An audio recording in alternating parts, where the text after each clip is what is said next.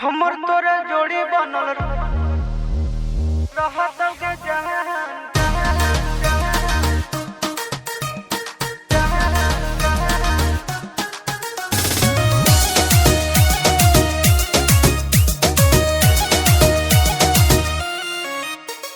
सावन का महीना है, मस्ती में जीना है, 4 चिलम गांजा रोज सुबह शाम पीना है।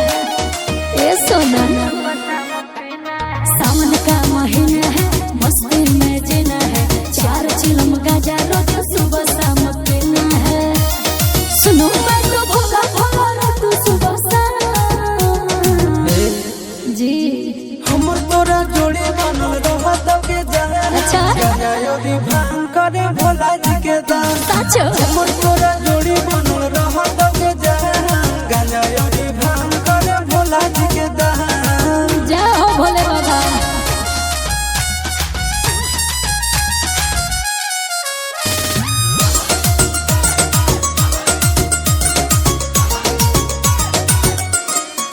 बाबू सोना रे सोनो ना रे, जाऊंगी देव घर सूट के रुआ कलर किन दो ना रे।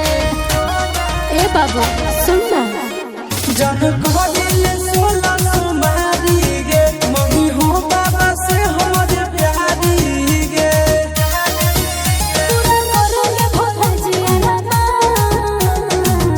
बालक धैर्य रखो। हमर तोरा जोड़ी बनल रहत के जहान। गांजा योगी भांग करे भोला जी के दान।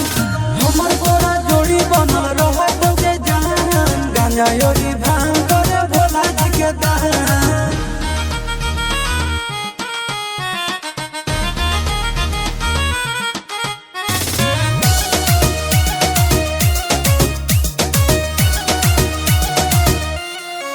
ओ दीवाना रे देवघर जाना रे, चूड़ी शंखा बोला जिसमें लिखा बोला लेके आना रे।